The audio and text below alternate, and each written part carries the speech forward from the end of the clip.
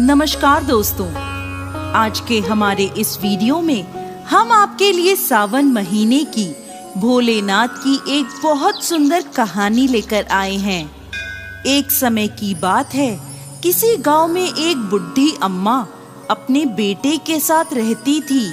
माँ बेटे बहुत मेहनत मजदूरी करके अपना गुजारा करते थे। एक बार बुढ़ी अम्मा के मन में विचार आया कि अब उसका पुत्र विवाह के योग्य हो गया है, अब उसे अपने लिए बहू ले आनी चाहिए। कुछ समय बाद बुढ़ी अम्मा ने अपने बेटे का विवाह एक सुशील कन्या से कर दिया। उसकी बहू बहुत सुंदर, सुशील और संस्कारी थी। वो नित्य प्रति जल्दी उठकर घर की साफ सफाई कर स्नान आदि करती और भगवान शिव का अपने घर में ही पूजन करती। विवाह के कुछ समय बाद सावन का महीना आया। बुढ़ी अम्मा की बहू भगवान भोलेनाथ की अनन्य भक्त थी।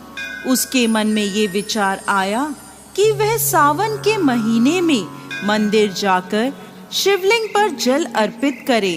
अपने मन में आए विचार को उसने अपनी सास से कहा, माता जी, सावन का महीना शुरू हो गया है, मैं शिव मंदिर जाकर पूजा पाठ करना चाहती हूँ, शिवलिंग पर जल अर्पित करना चाहती हूँ। लेकिन बुढ़ी अम्मा ने उसे मना कर दिया और कहा, घर में ही पूजा कर लो, मंदिर जाने से समय बर्बाद होगा, इतने समय में घर का सारा काम हो जाएगा। ये बात सुन बहू उदास हो गई, लेकिन कुछ नहीं कर सकी। उदास होकर घर के कार्यों में लग गई। उस दिन उसने कुछ अन्न जल ग्रहण नहीं किया। अगले दिन बहू कुएं से जल लाने गई। रास्ते में उसने देखा गांव की दो लड़कियां पूजा की थाली सजाकर मंदिर की ओर जा रही हैं। उसने उन्हें रोका और पूछा, तुम सब कहाँ जा रही हो? तब वह बोली, सावन का महीना शुरू हो गया है, हम सब भगवान भोलेनाथ का पूजन करने मंदिर जा रहे हैं। ये सुन वह फिर उदास हो गई। लड़कियों ने पूछा, आप क्यों उदास हो गईं? तो वह बोली, भगवान शिव मेरे आराध्य हैं, लेकिन मेरी सास ने मुझे मंदिर जाकर पूजा करने से मना कर दिया। तब लड़कियां बोली, आप चिंता मत करो, हर रोज इसी समय पानी भरने आया करो और हमारे साथ मंदिर चलकर भगवान शिव की पूजा कर उन पे जल अर्पित किया करो। तब वह बोली, लेकिन मेरे पास पूजा की कोई सामग्री नहीं है, घर से लाऊंगी तो सास को पता चल जाएगा। तब लड़कियां बोली, कोई बात नहीं, आप हमारी पूजा की सामग्री से पूजन कर लेना। ये सुनकर वो बहुत खुश हुई और रोज उनके साथ मंदिर जाने लगी, जहां वो शिवलिंग पर जल चढ़ाती और भक्ति भाव से भोलेनाथ की पूजा करती और उनसे कहती, मैंने अपनी सास से ये बात छुपाई है, इसके लिए मुझे क्षमा कर दीजिएगा। ऐसे ही पूरा सावन का महीना बीत गया। सावन के अंतिम दिन उसने सोचा, पूरा महीना मैंने इन लड़कियों की पूजन सामग्री से पूजा करी है, आज तो मुझे अपना कुछ भोलेनाथ को अर्पित करना ही चाहिए। ऐसा सोचकर उसने अपनी नाक से सोने की नथ उतारी और उसे धोकर शिवलिंग पर अर्पित कर दिया और पूजा कर घर आ गई।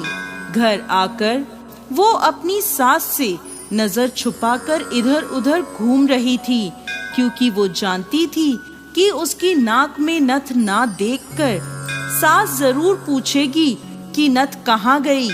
ऐसे ही दोपहर हो गई। तभी अचानक सास की नजर उसकी नाक पर गई और नाक में नथ ना देखकर सास ने पूछा, बहू, तुम्हारी नथ कहाँ है? तो वह बोली, माँ जी, मुझे नहीं पता, शायद कहीं गिर गई होगी।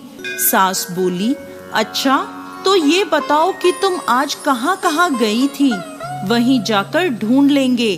बहू बोली, मैं सुबह पानी भरने गई थी, तब तक तो मेरी नाक में नथ थी।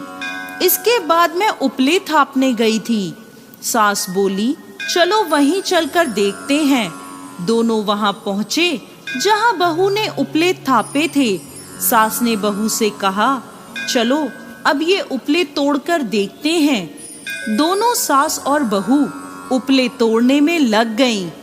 जैसे ही दोनों ने उपले तोड़े, दोनों के उपलों में एक एक नथ निकली। सास बोली, नथ तो एक ही थी, ये दो कैसे हो गई? इसके बाद सास ने एक एक कर सारे उपले तोड़ने शुरू कर दिए। अब सास उपले तोड़ती जाए और उन सब में से नथ निकलती जाए।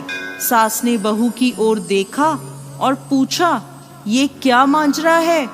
तब बहू ने सास से क्षमा मांगते हुए सारी बात उसे बता दी और कहा, ये भगवान भोलेनाथ का आशीर्वाद है। आज मैंने सावन की समाप्ति पर उन्हें अपनी नथ अर्पित की थी और उन्होंने मुझे इतनी सारी नथ वापस कर दी।